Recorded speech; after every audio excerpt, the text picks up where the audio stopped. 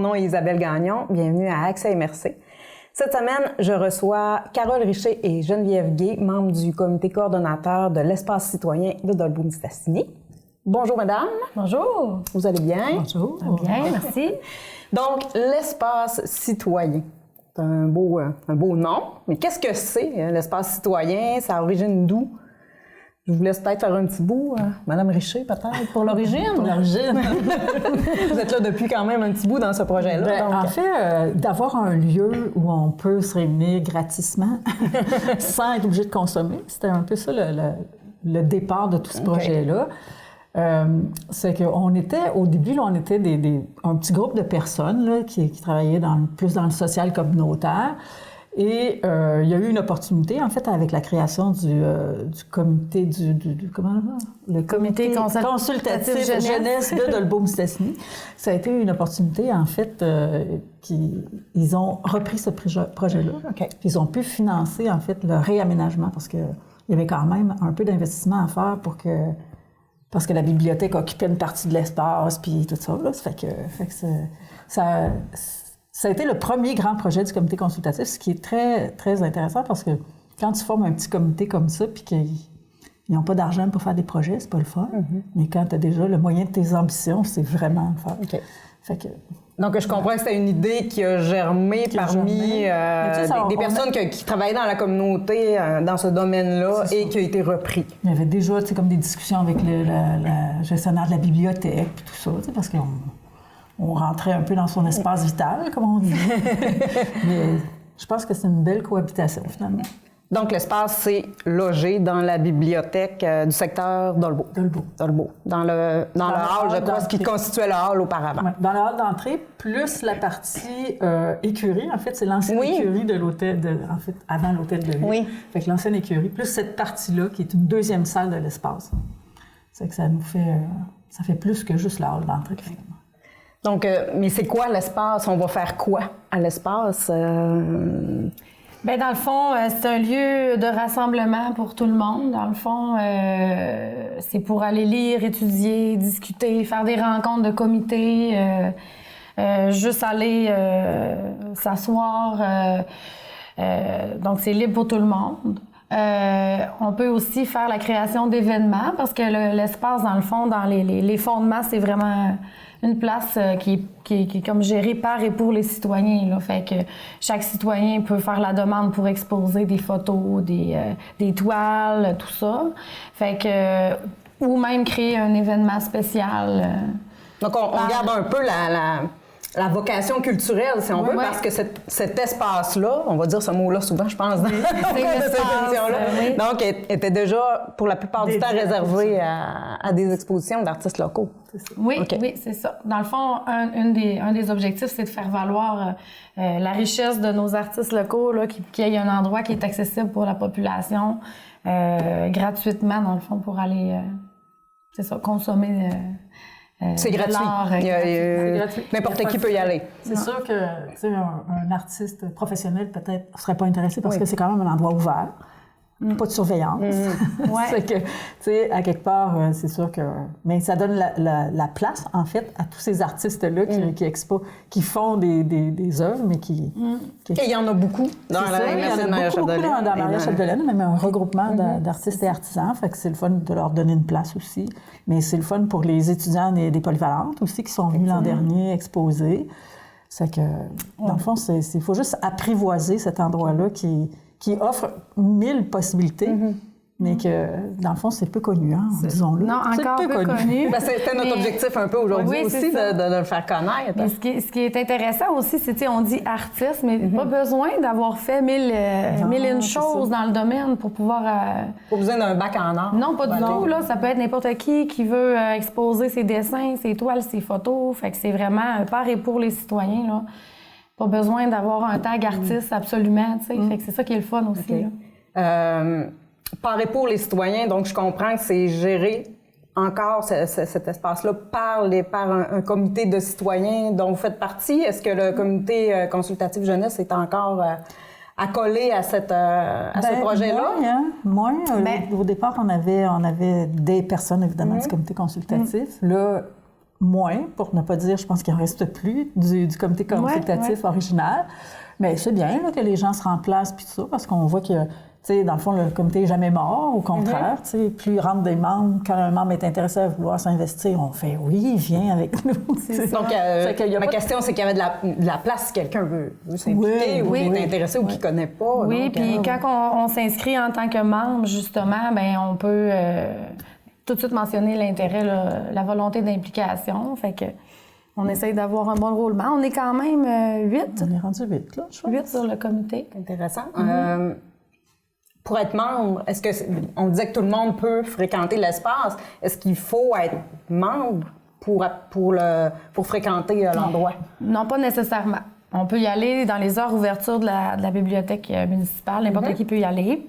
Il y a beaucoup d'usagers de la bibliothèque, justement, qui vont lire là. Tu sais, ça peut arriver.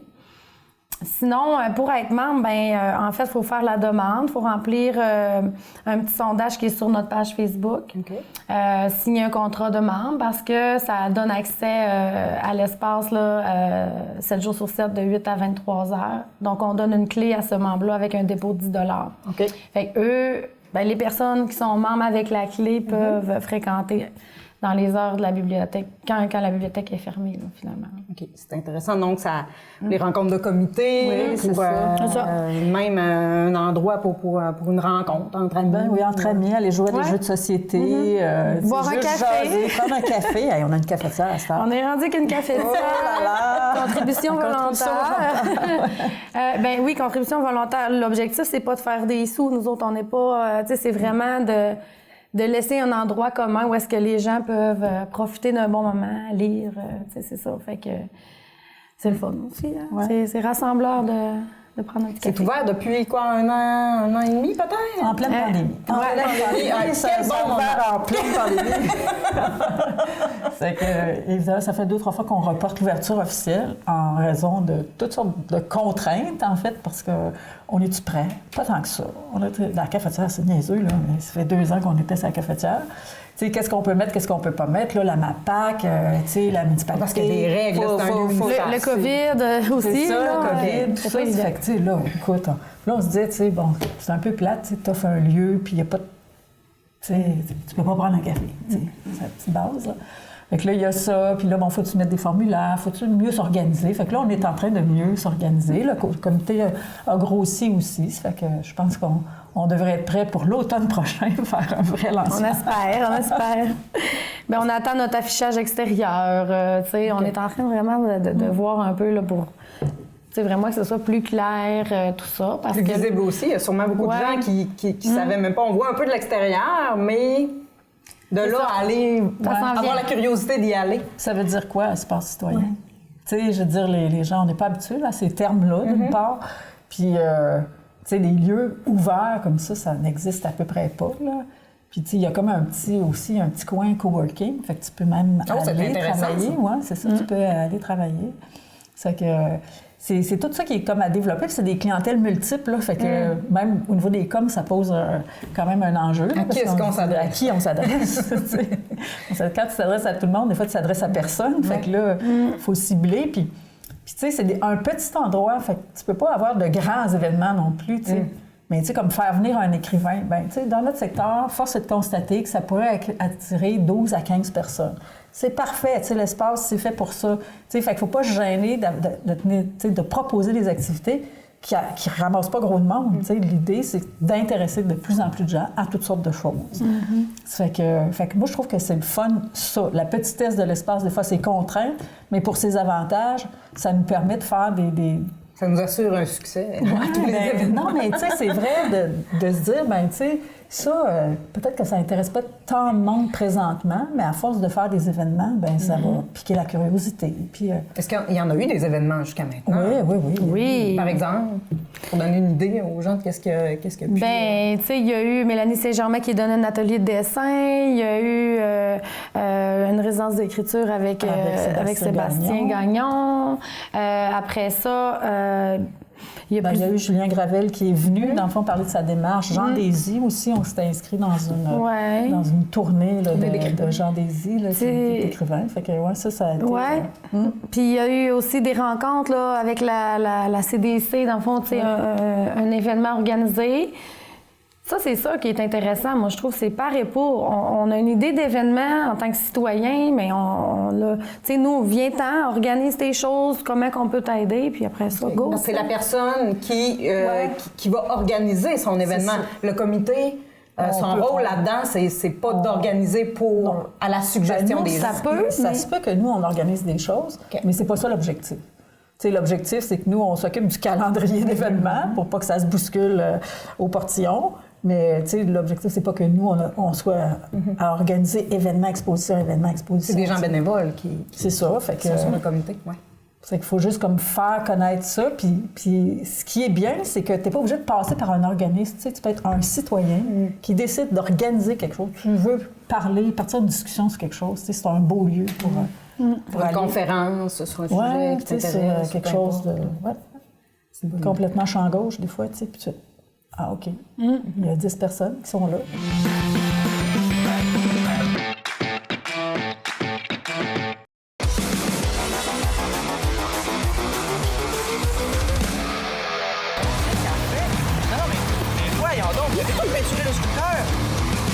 Vous faites des graffitis? Ben moi aussi.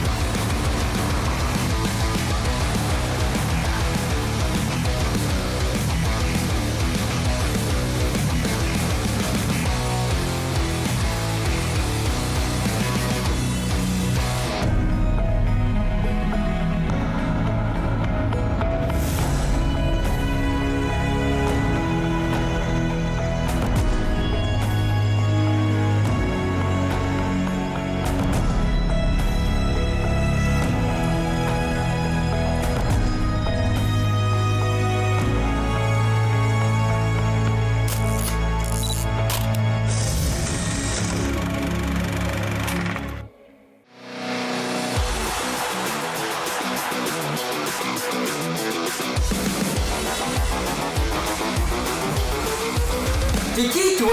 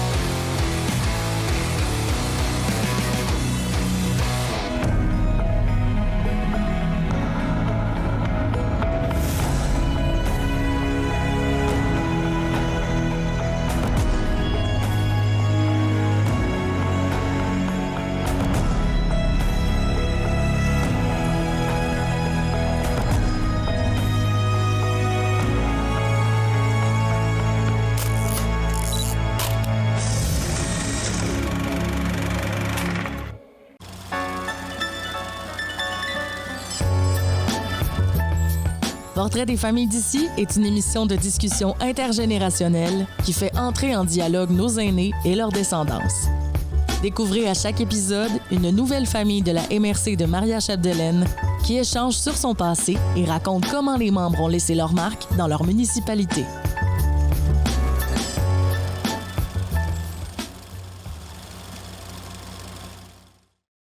Vous pensez tout connaître sur ce qui s'est passé de mystérieux et d'improbable au Lac-Saint-Jean?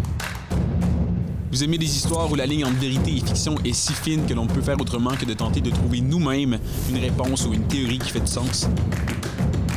L'émission Oui Dire vous présentera 6 histoires se déroulant dans la MRC Maria-Chapdelaine qui satisferont votre soif de mystère, le tout en renouant avec la tradition orale qui a rendu notre région si riche en mythes et légendes.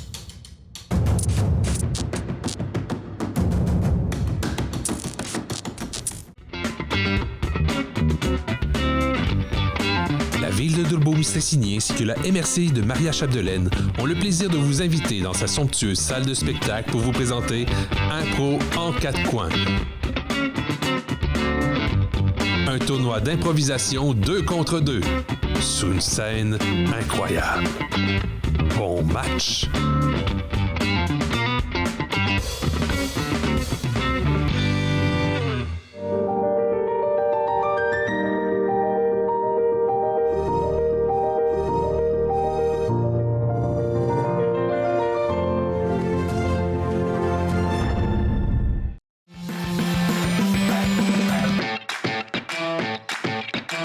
Les membres, est-ce que c'est nouveau? Ben, j'imagine que c'est pas nouveau. Il y en a toujours eu. Il y en a combien? Oui. À peu près, On est rendu à 80 membres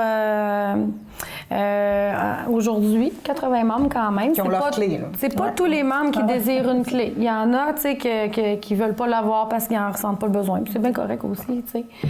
Fait que le fait d'être membre, bien justement, ça permet de siéger sur le comité, d'être présent lors des rencontres annuelles, tu sais, justement, d'avoir sa clé aussi, ça permet, mais c'est pas obligatoire. Fait que c'est une voie un peu, hein, tu sais, si je veux participer, dans le fond, m'impliquer citoyennement, bien, tu sais, c'est une bonne place pour le faire. Fait que... Ça devient un lieu d'implication citoyenne aussi. Oui.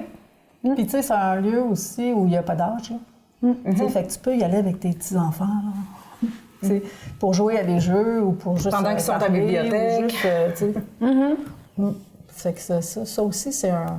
Tu sais, le sans contrainte, là, je pense que c'est ça qu'il faut retenir.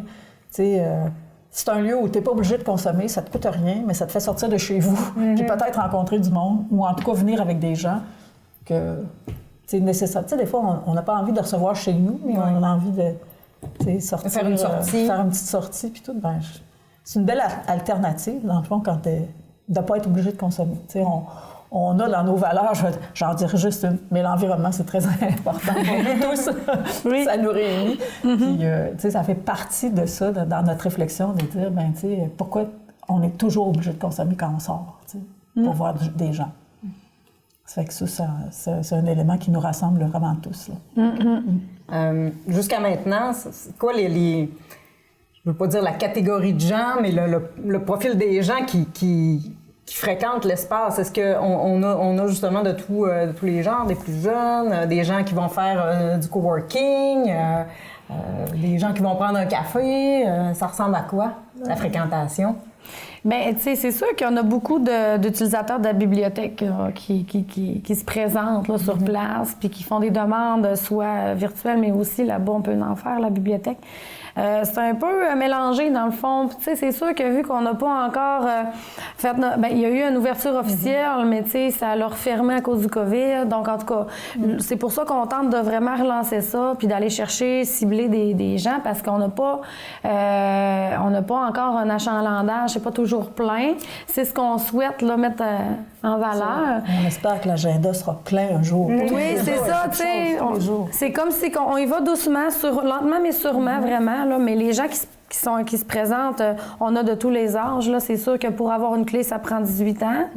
Mais tu sais, n'importe qui peut être membre. On a des élèves qui viennent avec leur école. Fait que c'est vraiment tous les âges, là, vraiment. C'est un peu le phénomène de la chorale. Tu sais, quand tu fais une exposition, mettons, avec des étudiants, bien, ils sont fiers de venir voir leurs trucs, amener leurs parents, tout ça. Fait que ça fait... Tu sais, ça amène des gens. C'est comme ça, je pense que la clientèle va se développer au fil du temps. On n'est pas en urgence nationale. Là. Dans le fond, on n'a pas de frais de loyer. On n'est pas... Tu sais, la municipalité, dans le fond, fournit entièrement les locaux. Puis on a quand même un petit budget annuel qui est fourni aussi par la municipalité. Ça fait que ça nous permet de payer le café. Payer le café, des photocopies. Mais tu sais, dans le fond, c'est ça. On n'a pas... C'est un lieu, dans le fond, qui vit avec pas grand-chose, mais qui, dans le fond, existe, puis qu'il faut utiliser à sa grande capacité. Il y a 365 jours dans une année, tu sais. Puis il y a beaucoup de monde qu'on voit qui vont faire du télétravail, là, justement, tu sais, d'aller s'asseoir sur le bord de la fenêtre, tout ça. Puis... C'est un peu, c'est ça, une façon de briser l'isolement quand t'es seul chez toi, plutôt qu'aller travailler dans un restaurant. Il y a un peu moins d'espace disponible ici. Tu déranges aussi, puis que t'es rendu à ton 8e café. Ça peut être bien, mais là, à un moment donné, de changer d'air un petit peu. Puis, tu sais, le volet intergénérationnel, c'est important pour nous aussi. Fait qu'on ne cible pas personne particulièrement. On veut vraiment que les gens, c'est inclusif pour tout le monde. Aussi au centre de la municipalité, donc proche des résidences pour aînés, de l'école primaire, de l'école secondaire aussi. Donc, il y a quand même... De l'aréna. De l'aréna, il y a quand même du potentiel. Des fois, tu attends que tes enfants, tu sais, il y a beaucoup de cours, là, puis tout ça, tu n'es pas toujours invité. Fait que tu peux aller faire un petit bout... à l'espace, te détendre, écouter de la musique. Simplement. Est-ce que vous avez quand même un objectif de nombre de membres à atteindre ou vous y allez comme ça, puis on verra, parce qu'on peut se dire, moins de 100 membres, c'est peut-être pas beaucoup pour une municipalité comme Dolbeau-Mistassini. C'est vraiment pas beaucoup. Non. C'est vraiment pas beaucoup, mais on ne s'est pas fixé de nombre. Mais à chaque fois qu'on a une rencontre, on se dit tout le temps, on est rendu à combien de membres, là? Il faudrait peut-être leur donner une petite poule, là, sur Facebook. Puis, tu sais, on est soucieux de ça. C'est sûr que moi, je dis que 10 % de la population qui serait membre, ce serait merveilleux. Fun, là. Ça ferait, tu sais, comme un petit peu près de 1500 personnes. Là, ça roulerait probablement plus au niveau tant des événements. Tu sais, parce que quand tu te sens concerné par quelque chose, tu ne l'oublies pas. Là, on a l'impression que les gens, c'est même pas dans le réflexe. T'sais. Pas encore assez connu, c'est ça, justement. On est vraiment... là, on est en sollicitation tout le temps pour les expositions, pour les activités. Ça changera peut-être dans les prochaines semaines. On espère que ça va changer. C'est l'objectif, en fait. On parlait de gens qui étaient concernés. Vous n'êtes pas toute seule dans ce comité-là. Est-ce qu'on peut peut-être nommer les autres membres?